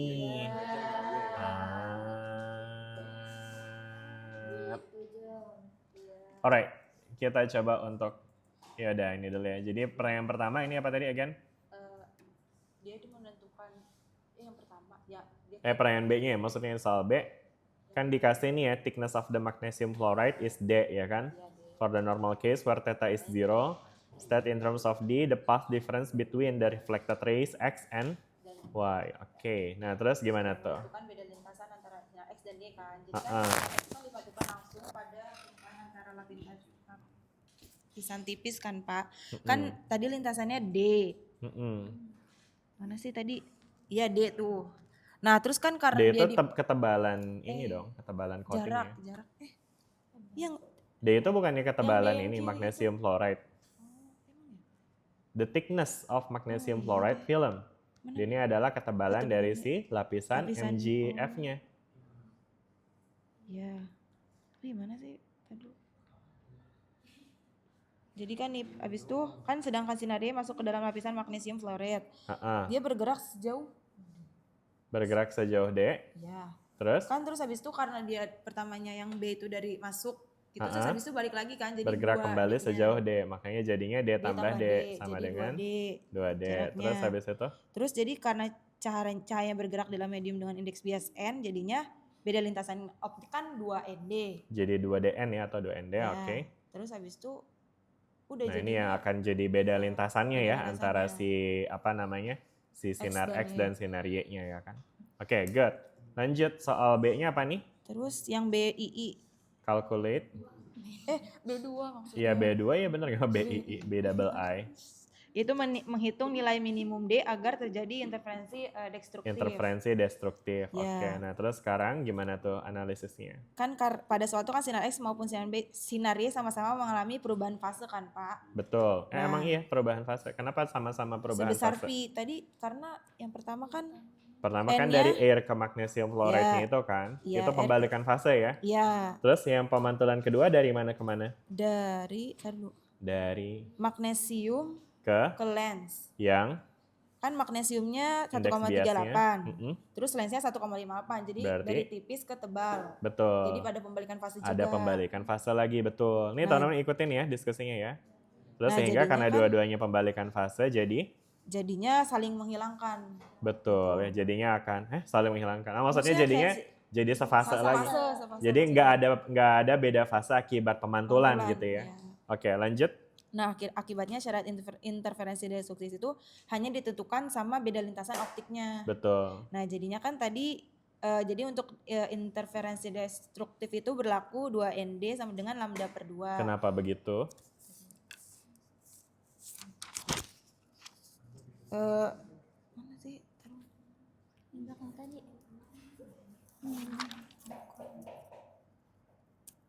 Bukan. Mana ya? Ntar, Pak. Kenapa interferensi destruktif berlaku 2ND sama dengan lambda per 2? 2, sabar Pak.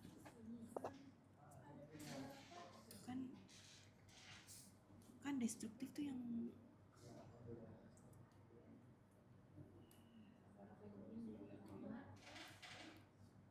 gimana sih, Pak?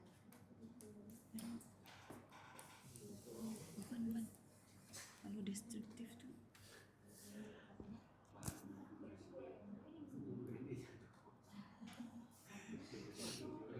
Bentar dulu, Pak. Butuh bantuan? Iya, Pak. Mau tanya siapa? Bentar dulu, 2ND. Terus.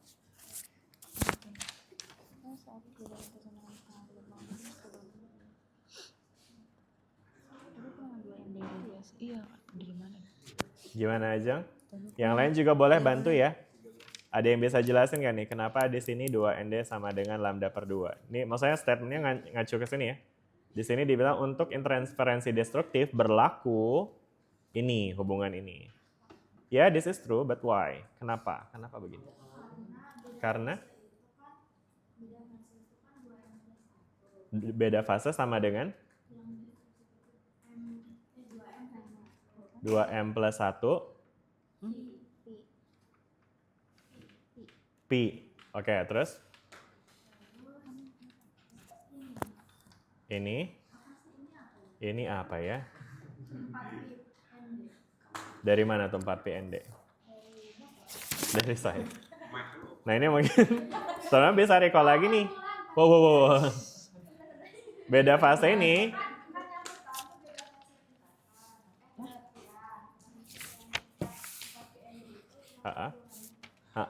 Atau sederhananya teman-teman juga bisa lihat kayak gini sih, konteksnya kan beda fase ini memang tadi ada dua hal ya yang mempengaruhi beda fase, yaitu beda fase akibat beda lintasan sama beda fase akibat pantulan ya kan ya, refleksi ya kan.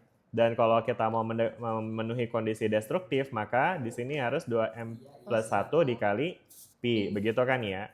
Nah terus habis itu dari yang analisis Ajeng terkait dengan pembalikan fase itu, ini beda fase akibat pemantulannya 0, sehingga beda fasenya cuma ditentukan oleh beda lintasan.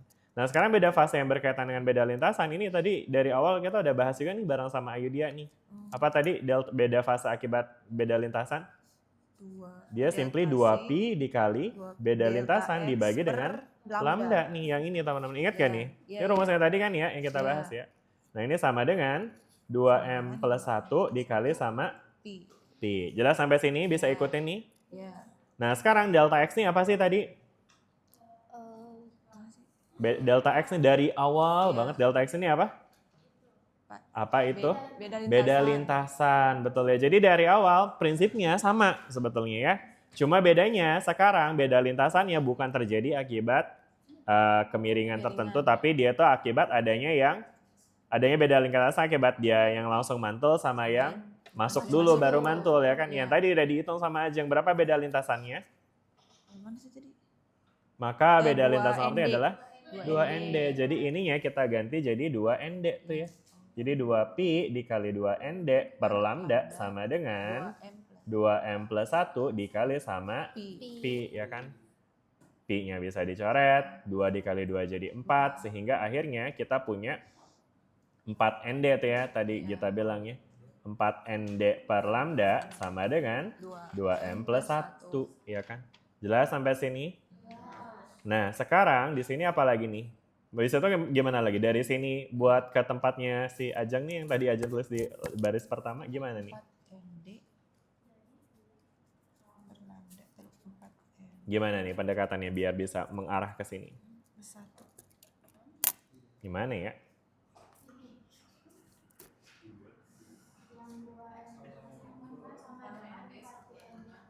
Gimana? Ini begini.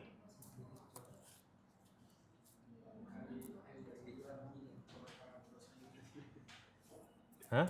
Diapain?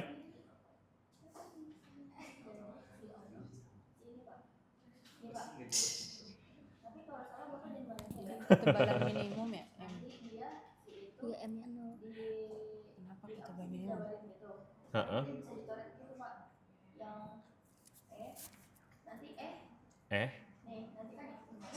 Gimana ya? Jadi? Karena ini calculates the smallest value of the, ditanya yang paling terkecil juga. M itu apa ya? Oh, yang paling kecil. Jadi ini ya, yang paling kecil kan M sama 0. Jadi disubstitusi jadinya langsung gini. Apa kita pusing. Mau maju kita mau nulis, mau nyoret? Iya boleh sih, coret-coret nih ada spidol nih. Karena yang dicarinya ini yang terkecil. Go Gita, go. Wih, respect. Ketebalan Cagur dong ya. Yang paling kecil kan M Temennya Wendy. kecil itu M-nya kenapa emang?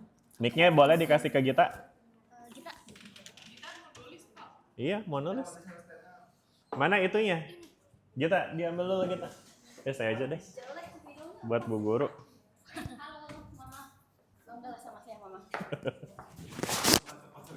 Nih Gita, jelek Pak ininya Pak. dijepit bisa nggak? Ini dulu, sorry. Nih kamu jepit ininya, magnetnya di luar. Nah, tempelin. Oh gini caranya. Spidolnya jelek Pak. Spidolnya jelek, ada yang punya spidol lebih bagus? Bisa dah dia diusahain dah. Pulpen, jangan pulpen dong.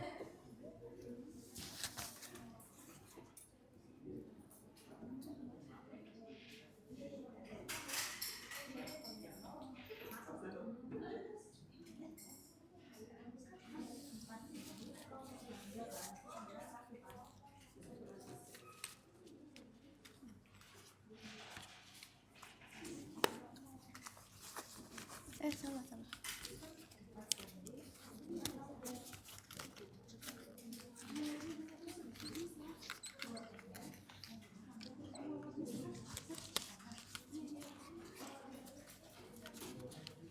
Gimana spidolnya? Oke. Ya diusahain Itu lah Pak. kenapa ada nama di situ ya? Nggak tahu Pak. Muhammad Abdul Qadir. Si Oyang. Minta tolong hapusin boleh nggak? Dia tolong hapusin. Tag tulisan di sebelah. Kayaknya mana deh. Tapi ini ya.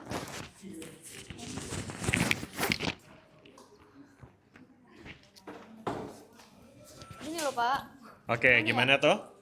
Kan tadinya dari sini. Ha-ha. Terus habis itu supaya bisa kayak di gimana ya? Bisa Diapain? jadi dapat hasil akhir gitu. Ha-ha. Nanti dia sama-sama dibagi gimana sih kayak dibagi dua gitu. Biar bisa dicoret lah antara si ini begini terus begini gini terus gini nanti dicoret terus nanti P-nya kan terus P-nya nanti dicoret.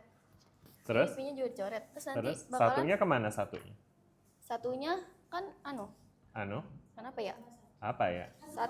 Bentar kok itu ada Ya. plus P di situ sih? Emang tadinya ada plus P? Ini kan terakhir kita punya 4P, 4 ND per lambda doang.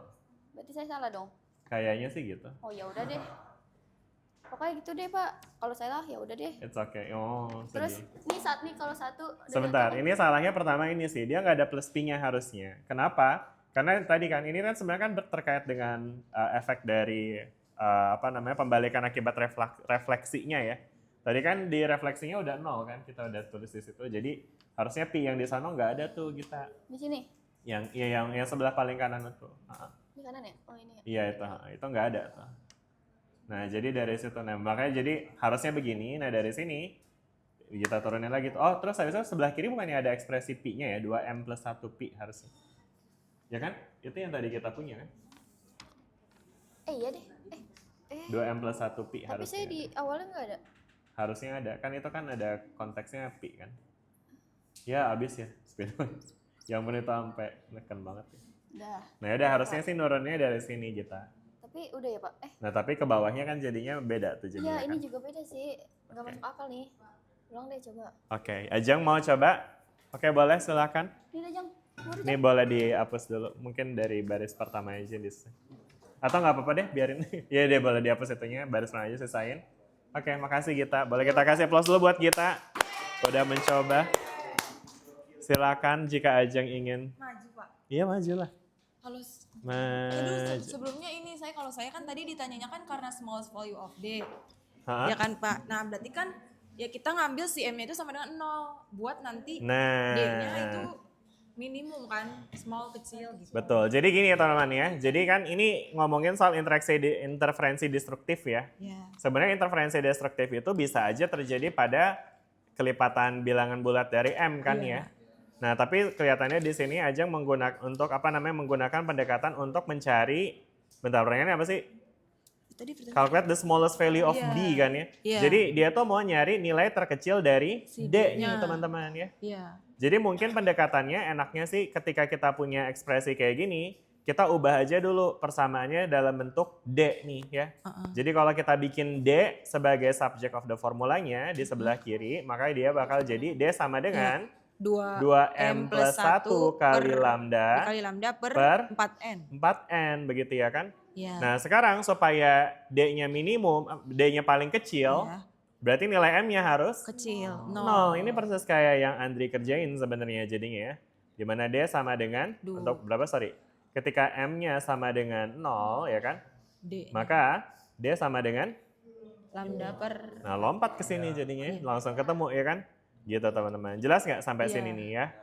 Ya jadi mungkin root-nya diganti kali ya, instead of ke sini, mungkin kita bisa mulai ceritanya dari sini dulu ya. Nah terus habis itu buat bagian yang ininya kita tip X aja ya Jeng ya, maaf ya Jeng izin. Nah gitu ya. Nah terus habis itu ini yang naik ya jadinya ya. Ini taruh sini aja ya gitu ya. Nah ini mungkin ceritanya jadi lebih enak nih ya kan.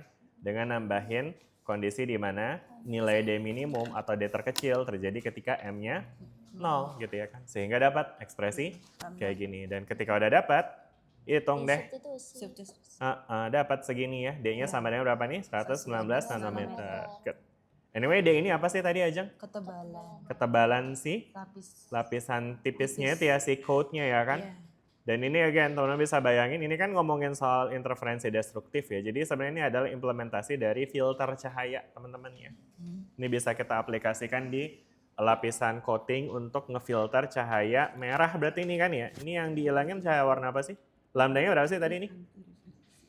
Lambdanya berapa aja? 656 ya? 656 itu lambda apa ya? Tadi mana ya? Cahaya, panjang gelombang cahaya. Calculate the smallest value of D. Cahaya merah. Cahaya merah ya? Iya berarti ini dia red light filter nih ya. Oke, sip. Udah ya gitu ya teman-teman ya. Ada pertanyaan sampai sini? Udah? Jelas? Oke, lanjut lagi ke nomor 3-nya. Nomor 3-nya apa tuh Jeng soalnya? Menjelaskan keuntungan praktis dari susunan tersebut. Gimana tuh keuntungannya? Lapisan magnesium itu kayak berfungsi sebagai lapisan anti refleksi. Jadi pada permukaan lensa. Jadi dengan adanya intervensi destruktif, intensitas cahayanya itu yang dipantulkan menjadi sangat kecil. Sehingga lebih banyak cahaya yang dapat diteruskan masuk ke dalam lensanya. Akibatnya gambar yang dihasilkan itu bisa menjadi lebih terang dan lebih jelas. Nah jadi selain itu kehilangan cahaya itu juga bisa mengakibatkan kehilangan cahaya akibat refleksi juga berkurang sehingga efisiensi sistem optiknya itu akan meningkat. Jadi dia ini ya adanya interferensi destruktif ini bikin intensitas yang dipantulin jadi lebih kecil ya. Yang mana intensitasnya mana? Tentu yang warna merahnya ini ya. Oke. Gitu ya. Jadi artinya nanti kalau akhirnya gambarnya jadi lebih yang dipantulin lebih kecil berarti kan yang masuk lebih jelas ya. Jadi artinya gambarnya jadi bakal lebih terang gitu teman-teman. Oke, nice. Udah ya, ada berapa lagi sih ini aja soalnya? Oh yang grafiknya belum ya, tapi udah jam 9.34. Iya, Pak. Oh no, tapi nggak apa-apa. Kita lihat dulu soal nomor C-nya. Bentar ini langsung jawabannya ya. Soalnya di mana nih Ajeng? Soal, mana sih soalnya Ajeng? Ini ya? Oke. Ya. Yang C itu kan yang C pertama itu menggambarkan grafik intensitas terhadap sudut difraksi. Nah, karena pupil mata itu berbentuk apertur lingkaran, maka cahaya yang masuk akan menghasilkan pola difraksi Airy. Pola difraksi Airy maksudnya apa tuh? Pola difraksi Airy. Yang ini nggak sih? Aduh, kemarin apa sih? Mama gitu. Ini kenapa ada istilah baru di sini aja? Pola difraksi Airy kan saya baru dengar. Bukannya kemarin Bapak? Nggak tahu, ada ya? Saya bilang ada. Nggak tahu, iya. Airy itu. Iya kah? Di mana Apa tuh? sih? Coba cari mana Doxley-nya, Taruh. mana Doxley. Doxley asli. Emang Airy artinya pola Landgraf ya? Ih, di mana sih kemarin? Lupa. Coba cek-cek di YouTube ada nggak saya ngomong Airy. Repot banget ya sampai nyari di YouTube. Ya udahlah pola terang gelap ya. Gimana pola terang gelapnya Ajeng? Itu. Nih udah digambarin ya, kayak Iya, gini ya. Jadi ada maksimum pusat merupakan paling Ada terang, maksimum pusat, terus ada puncak-puncaknya menjadi intensitas yang jauh jadi lebih kecil. betul ya. Jadi di sini ada seperti ini ya grafiknya jadinya ya. Mungkin sumbunya kok jadi geser ya? Ini perasaan sumbunya di tengah ya. Bisa gitu nih. Karena maksudnya ini kan nanti konteksnya tuh terkait sama tetanya nih teman-teman. Oh, di tengah. Soalnya theta 0 itu referring ke sudut ketika intensitas maksimum terjadi ya. Jadi tetanya tuh harusnya ada di sini ya. Ini sumbu intensitas ya kan? Intensity. Bentar ini kita tip X dulu. Nah, jadi apa namanya si sudutnya itu ke arah kanan nih ya. Jadi kanan itu sudutnya positif, kirinya sudutnya negatif, tapi nilainya tuh sama gitu ya. Berapa nih sudutnya di sini aja? Bisa nggak dihitung nilai sudutnya nih? Bisa. Berapa? 1,22 lambda per B. Emang iya ya? D besar. Emang D besar ya? Sebenarnya saya kayaknya kalau di ini bukannya B ya, B kecil ya. Mana sih? Tadi dulu. Ya terserah sih ini nulisnya apa tadi. D. D besar di sini. Mana D besar tulisannya? Biasanya tuh ini aja sih terjemahan dari apa namanya informasi yang diberikan ya. Intinya ini ya, intinya lebar celah teman-teman ya. Jadi mau huruf apa nih? D besar apa B? D besar ya udah boleh. Berarti ini dia per D besar ya, diameternya si pupil ya. Kali berapa nih lambdanya berapa? Tadi 62 6 berapa tadi? 65. 6 kali 10 pangkat Min 9. min 9 per 2,8 2,8. Dikali 10 pangkat min 3. Jadi berapa tetanya dihitung?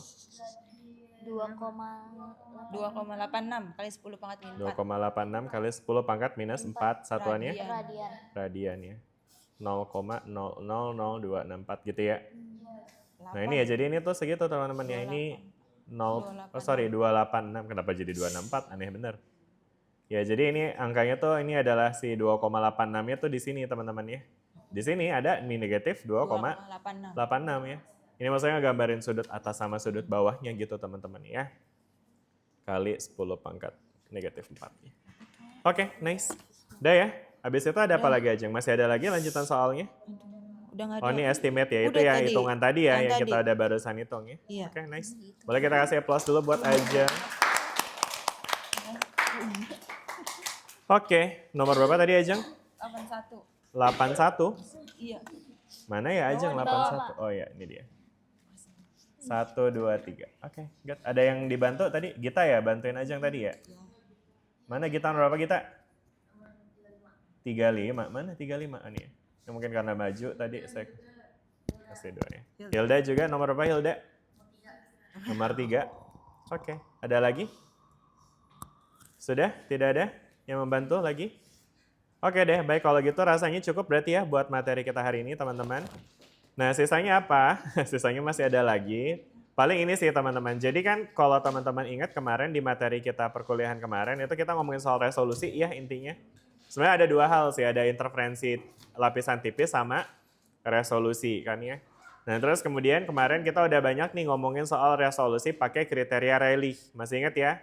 Ya iyalah, barusan kita bahas juga ya kan. Nah, selain itu ada juga resolusi pada ini teman-teman, resolving power atau kisi difraksi nih ya kan. Kisi difraksi itu apa sih teman-teman? Masih ingat gak kisi difraksi? Atau kisi itu artinya apa sih? Celah. Celahnya ada, kecil terus banyak lagi ya kan. Sehingga polanya bakal kayak gimana tuh? Bukan cuma sekedar, bukan banyak dong. Bedanya antara pola antara celah ganda sama celah kisi difraksi gimana beda polanya?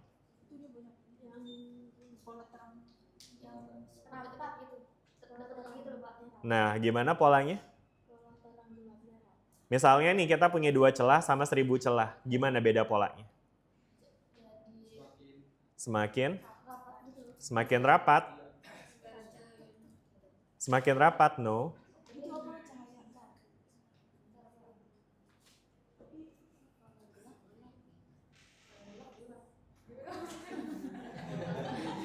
Apa sih kalau gelap ya gelap.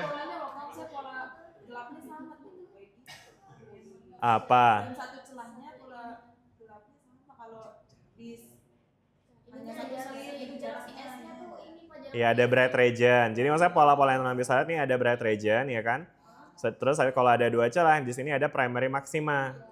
Kalau ada 3 celah, ada secondary maxima. Kalau ada 4 celah, ada secondary maxima lagi yang intensitinya makin kecil. Sedangkan primary maximanya makin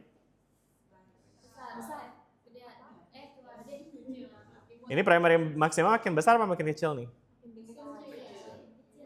Besar apa kecil nih primary maksimanya? Kalau makin banyak celahnya, primary maksima makin besar atau makin kecil? Nah, sebenarnya pertanyaan besar atau kecil itu tergantung ya, apanya nih yang besar, apanya yang kecil? Apanya yang teman maksud besar atau kecil? Kalau kita ngomongin pola lebarnya, misalnya lebar dari primary maksima, ya ini kelihatan kan gimana nih lebar primary maksimanya? Lebih tajam. Lebarnya lebih tajam. Jadi lebarnya lebih kecil, betul ya? Primary maxima ketika makin banyak celahnya, primary maxima makin kecil, makin tipis, makin tajam, makin kayak titik. Masih ingat gak kemarin tuh diskusi kita? Sedangkan intensitasnya makin besar karena dia terkumpul jadinya di titik-titik tersebut ya.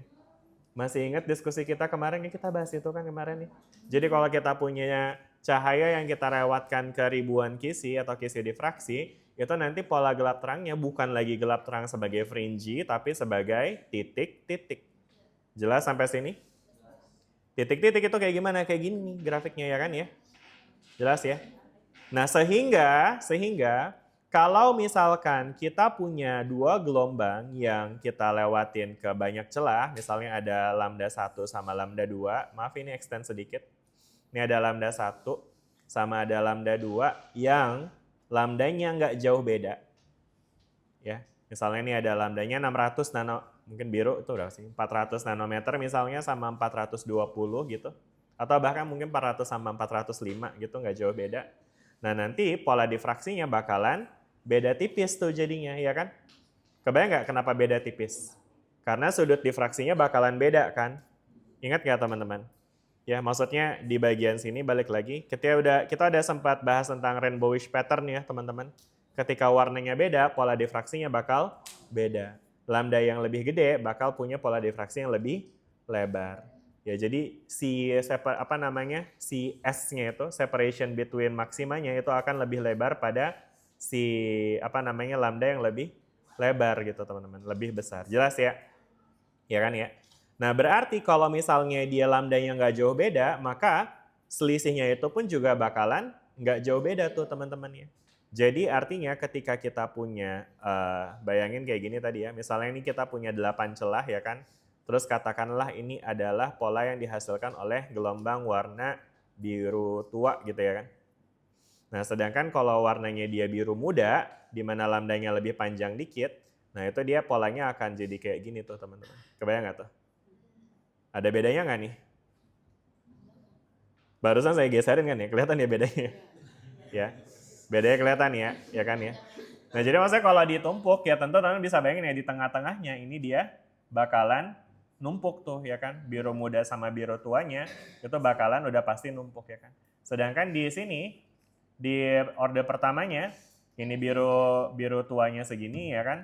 Sedangkan biru mudanya itu nanti mungkin akan ada di sini tuh teman-teman. Kebayang nggak tuh teman-teman? Ya. Nah, berarti di sini kan ada konteks di mana kita ada kemungkinan bisa ngebedain nih antara kedua selisih lambda tersebut gitu ya. Nah, ini yang dibahas di bagian kedua dari materi kita kemarin sebenarnya teman-teman yang berkaitan dengan resolvence ya. Jadi resolvence itu adalah kemampuan suatu grating untuk memisahkan dua gelombang yang nilainya nggak jauh beda ya. Jelas teman-teman sampai situ ya? Ya, ini ya tentang resolvence ini ya. Jadi di sini ada resolving power ya, di mana resolving power itu adalah daya yang dibutuhkan untuk memisahkan panjang gelombang pada nilai tertentu ya. Dan nilai resolving power ini akan ditentukan oleh M dikali N ya. Jadi maksudnya semakin dekat nilai lambda yang mau dipisahin, semakin besar resolving power yang dibutuhkan ya. Sehingga kalau makin besar R yang dibutuhkan, maka jumlah kisi yang dibutuhin juga jadinya lebih banyak ya. Karena N itu kan jumlah kisi ya. Sedangkan kalau M ini adalah orde ya. Karena teman-teman bisa lihat juga ya, orde itu kan ya semakin besar ordenya maka dia pasti bakal makin kepisah kan. Kebayang ya orde ya. Orde itu yang tadi antara terang pertama atau terang kedua atau terang ketiga itu kan ya. Gitu teman-teman. Nah ini kalau nggak salah sih ada PR juga kan ya terkait dengan resolving power ini. Nomor berapa ya itu teman-teman nih ada resolving powernya? 12. Ada yang udah kerjain nomor 12? Hah?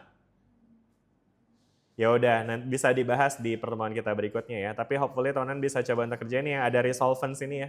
Nomor 12, nomor 11 ya kan. Dan seterusnya.